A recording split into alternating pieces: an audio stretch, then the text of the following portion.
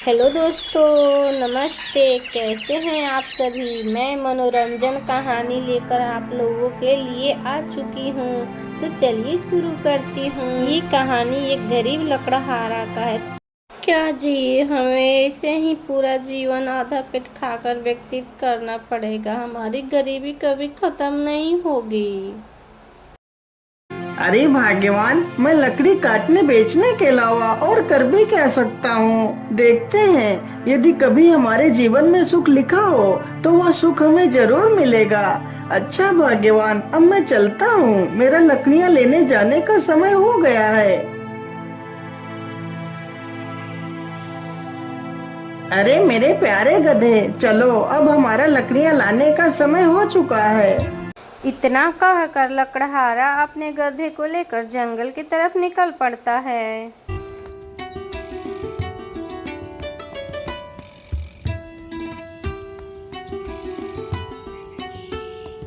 जंगल पहुंचकर लकड़हारा को एक वृक्ष दिखाई देता है। लकड़हारा उसी को सोचता है काटने को। मेरे हिसाब से यही पेड़ ठीक रहेगा। चलो इसे ही काट लेता हूँ।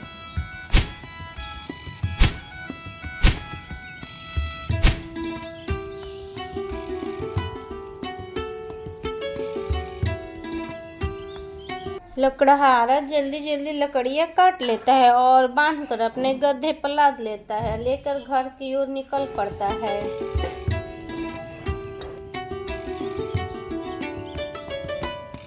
पानी, पानी, पानी, मेरी सहायता करो। अरे ये किसकी आवाज है? मुझे लगता है कोई तकलीफ में है। चलो चलकर देखता हूँ। लकड़हारा तेजी से उस ओर जाने लगता है जिधर से वो आवाज आ रही थी। पानी, पानी, पानी, मेरी सहायता करो। अरे ये क्या? ये तो एक तोता है, लेकिन यह तो पूरी तरह जख्मी हो चुका है। मैं ऐसा करता हूँ, इसे भी अपने साथ ही ले चलता हूँ। लकड़हारा उस तोते को उठा लेता है और उठाकर अपने घर लेकर चला जाता है।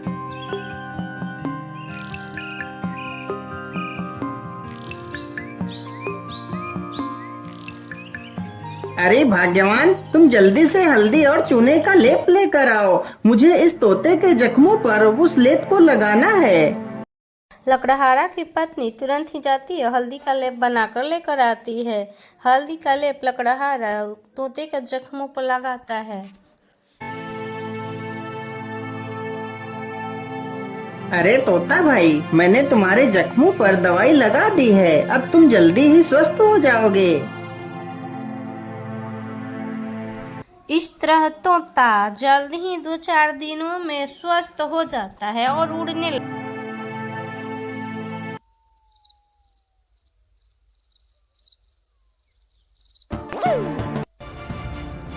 चलो आज तो इसी झोपड़ी में ही चोरी कर लेता हूँ। हो सकता है इस झोपड़ी में ही मुझे कुछ काम की चीज मिल जाए। इतना कहकर वो चोर झोपड़ी में घुस जाता है और उसके बाद तोता देख लेता है। अरे मालिक, जल्दी से उठिए, देखिए चोर आ गया। अरे मालिक जल्दी उठो। अरे मालिक जल्दी से उठिए, देखिए चोर आ गया। अरे मालिक जल्दी उठो। अरे वाह, यह तोता तो बोलता भी है। तो क्यों ना मैं इसी तोते को ही पकड़ ले जाता हूँ। बाजार में तो इसकी कीमत अच्छी मिलेगी और तो कुछ इस झोपड़ी में दिख भी नहीं रहा है। इतना सोचकर वो चोर तोता को उठाता है और वहां से लेकर भाग जाता है जंगल के रास्ते से। चोर को चलते चलते रात से सुबह हो जाता है। ओहो, मैं तो रात भर चलते चलते कितना थक गया हूँ। चलो ऐसा करता हूँ, थोड़ा इसी पेड़ के नीचे आराम कर लेता हूँ, फिर सोचूंगा इस तोते का क्या करना है। इतना सोचकर चोर एक पेड़ के नीचे सो जाता है। तभी एक राजा उसी रास्ते से गुजरता है। महाराज मुझे बचा लीजिए, मेरी रक्षा कीजिए महाराज, नहीं तो यह चोर मुझे मार डालेगा। अरे ये कौन है जो मुझे मदद के लिए पुकार रहा है, लेकिन आसपास तो कोई नहीं दिखाई दे रहा है। अरे महाराज, उधर नहीं, इधर नीचे देखिए महाराज, मैं इधर हूँ। महाराज मुझे बचा लीजिए, यह चोर मुझे उठाकर ले जा रहा है। अरे वाह, यह तोता तो बोल भी सकता है। चलो मैं इस तोते को खरीद लेता हूँ। यह तोता मेरी पुत्री को बहुत पसंद आएगा। अरे ओ चोर, चल अब उठ जा। और कितना सोएगा तू? महाराज, मैंने कोई चोरी नहीं की, मुझे कुछ मत करना महाराज। नहीं नहीं, मैं तुम्हें कुछ नहीं करूँगा। तुम यह तोता मुझे दे दो, मैं तुम्हें इसके बदले 100 सोने की मोहरें दूंगा। राजा की यह बात सुनकर चोर बहुत खुश हो जाता है। लेकिन याद रहे, मैं तुम्हें ये मोहरें तभी दूंगा यदि तुम आज से चोरी करना छोड़ दोगे। यदि ऐसा नहीं किया तो मैं तुम्हें कारागार में डाल दूंगा। नहीं नहीं महाराज, मैं आज के बाद कोई चोरी नहीं करूँगा। राजा चोर को तुरंत 100 मोहरे दे देता है। वहाँ से तोता लेकर चला जाता है और इधर चोर भी 100 मोहरे लेकर बहुत खुश होता है और यहाँ से भाग जाता है। राजा भी अपने महल पहुँच जाते हैं। अरे राजकुमारी, तुम कहाँ हो? देखो मैं तुम्हारे लिए क्या लेकर आया हूँ। अरे पिताजी, यह तोता तो कितना सुंदर है। हाँ पुत्री, यह कोई ऐसा वैसा तोता नहीं है। यह तोता इंसानी भाषा को बोल और समझ सकता है। फिर तो यह एक अद्भुत तोता है। पिताजी, आज से मैं इस तोते को अपने साथ ही रखूंगी।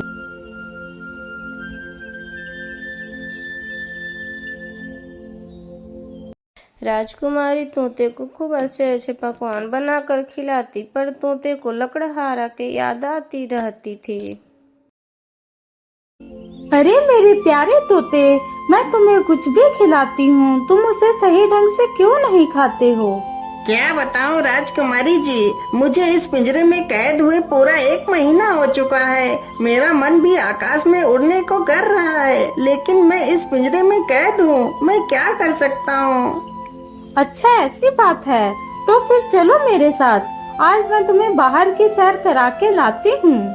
राजकुमारी जंगल में तोते को ले जाती है और उसे खुले आसमान में छोड़ देती है। फिर तोता उड़ने लगता है।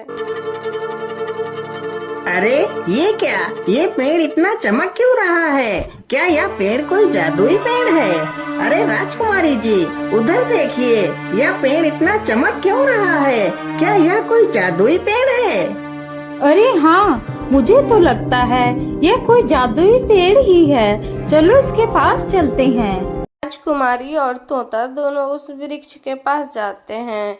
उसके बाद से रानी स्पर्श करती है वृक्ष को, तो उसी में समा जाती है। यह देखकर तोता आश्चर्य में पड़ जाता है। अरे राम राम राम, ये क्या हुआ? राजकुमारी तो पेड़ के अंदर चली गई।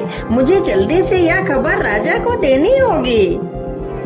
और रानी उस वृक्ष के जरिए दूसरे देश में जा पहुंचती है। अरे ये मैं कहाँ आ गई? ये कौन सी जगह है? तभी एक बहुत बड़ा सा बाज रानी के सामने आ पहुंचता है। अरे यह बाज तो कितना विशाल है। इतना बड़ा बाज तो मैंने आज तक नहीं देखा। तभी वो बाज राजकुमारी को अपने पंजे में दबा कर लेकर बहुत दूर उड़ जाता है। अरे दुष्ट बाज, मुझे छोड़ दे। तू मुझे कहाँ ले जा रहा है? वह बाज राजकुमारी को गुफा के अंदर ले जाता है, जहाँ एक डाइन खड़ी होती है। वहीं ले जाकर रख देता है राजकुमारी को। अरे कौन है आप और मुझे इस प्रकार यहाँ क्यों लाया गया है? मुझे छोड़ दो, मुझे वापस जाने दो। चली जाना, चली जाना, इतनी जल्दी किस बात की है? तुम इस समय पाताल लोक में हो। यहाँ से निकलना इतना आसान नहीं है। तुम यहाँ से तभी बाहर जा सकती हो जब मैं चाहूँगी। यदि तुम यहाँ से बाहर जाना चाहती हो तो तुम्हें मेरा एक काम करना होगा। बोलिए, आप क्या काम करवाना चाहती हैं? राजकुमारी जी, तुम्हें मेरे लिए अमृत लाना होगा। लेकिन ये अमृत कहाँ मिलेगा? ये अमृत तुम्हें रंगी कंचन की पहाड़ियों में मिलेगा। लेकिन ये पहाड़ी कहाँ पर है? फिर वो डायन राजकुमारी को अमृत लाने का रास्ता बताती है।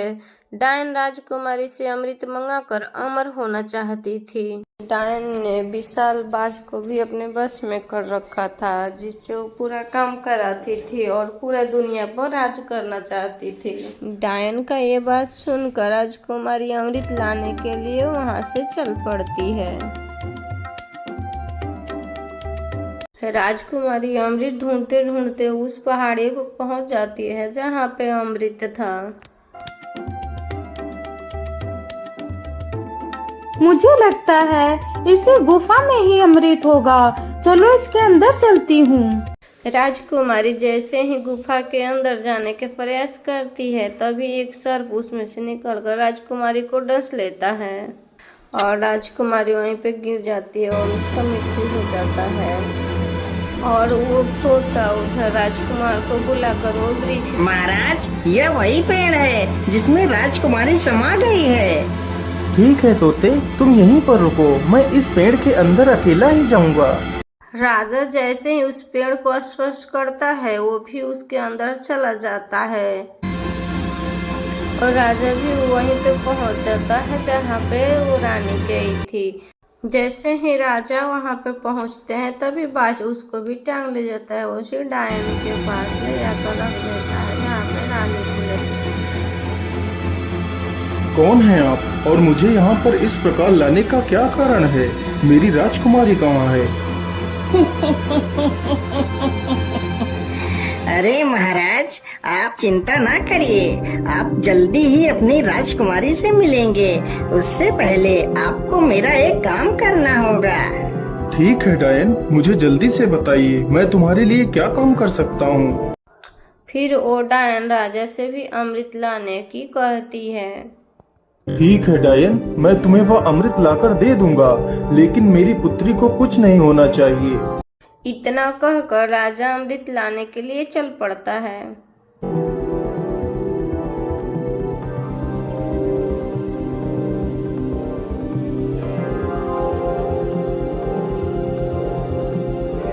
राजा चलते चलते उसी गुफा के पास पहुंच जाता है जहाँ पे उसके पुत्री का लाश पड़ी हुई थी। अरे ये क्या, ये तो राजकुमारी पड़ी है, लेकिन मेरी पुत्री को क्या हुआ? हे भगवान, मेरी पुत्री को तो किसी जहरीले सर्प ने डस लिया है। इसका मतलब उस दुष्ट डायन ने मेरी पुत्री से भी वो अमृत लाने को कहा होगा।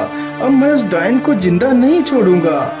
मुझे लगता है इस गुफा में कोई जहरीला सर्प भी है, मुझे ध्यान से आगे बढ़ना होगा। इतना कहकर अपने पुत्री को वहीं छोड़कर राजा गुफा के अंदर चल पड़ते हैं। तुम्हारी हिम्मत कैसे हुई इस गुफा में आने की? मैं तुम्हें जिंदा नहीं छोड़ूंगा। सर्प जैसे ही राजा के तरफ बढ़ता है काटने के लिए, तभी राजा अपने तलवार लेकर सर्प को 2 टुकड़े कर देते हैं। दुष्ट, तूने ही मेरी पुत्री को मारा है, मैं भला तुझे जिंदा कैसे छोड़ सकता था? इतना कहकर राजा आगे गुफा में आगे बढ़ते हैं, तभी एक तीर छूकर उनको तेजी रफ्तार से निकलता है। तभी राजा अपने कदम झट से पीछे ले लेते हैं। अरे ये क्या, इस गुफा में तो तीर की वर्षा होने लगी, अब क्या करूं? अमृत तक कैसे पहुंचूं? राजा तीर चलने की प्रक्रिया को ध्यान से देखते हैं। अरे ये क्या, जब एक तीर इस दिशा से उस तरफ जाता है, तभी दूसरा तीर उस दिशा से इस तरफ आता है। इसका मतलब यदि मैं एक एक कदम आगे बढ़ाऊं तो मैं अमृत तक पहुंच सकता हूं। इस प्रकार राजा अपने बुद्धि के बल पे उस चुनौती को भी पार कर जाते हैं।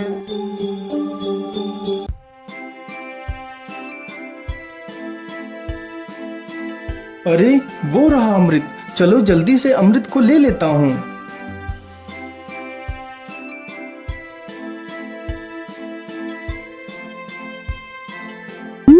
पास ही में उसको एक बोतल मिल जाता है। राजा झट से अमृत को भर के अपने कमर में रखकर लेकर चल। मैं ऐसा करता हूँ, पहले मैं इस अमृत को अपनी पुत्री को पिलाता हूँ।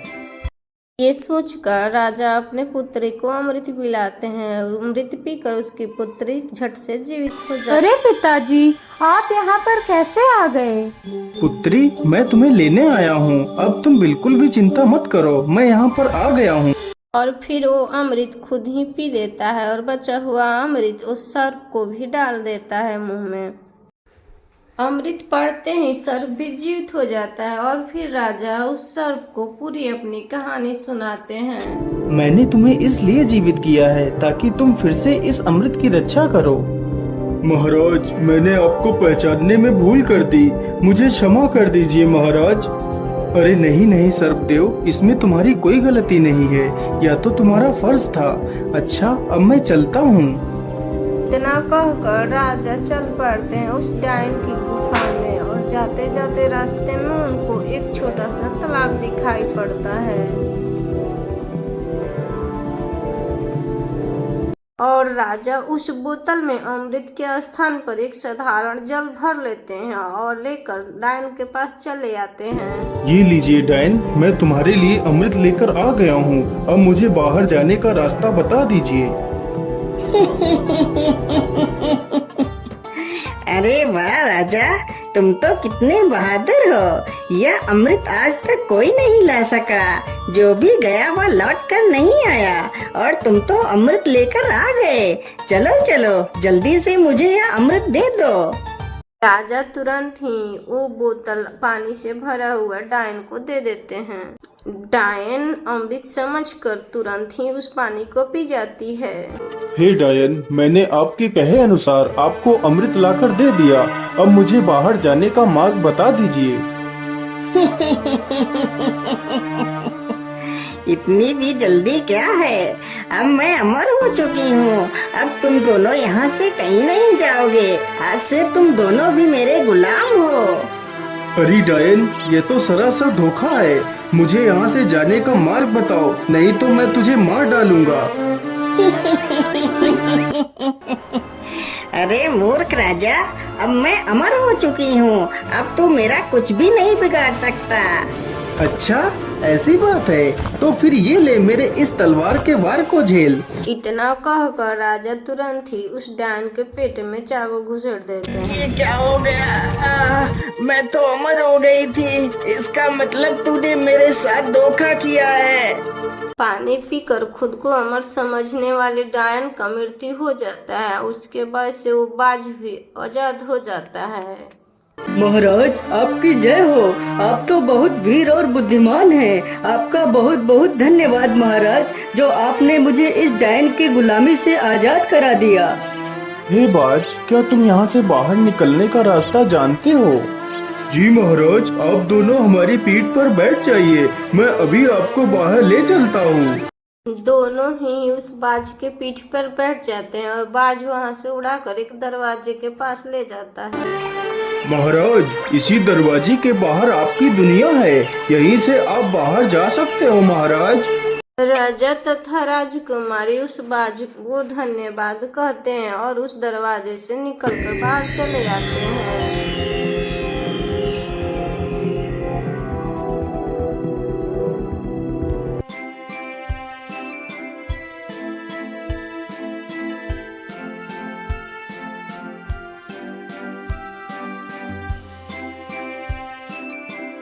हे तोते, यदि आज तुम ना होते तो मैं कभी भी अपनी पुत्री को नहीं पा सकता था। इसलिए मैं तुमसे बहुत प्रसन्न हूँ। आज तुम मुझसे कुछ भी मांग सकते हो।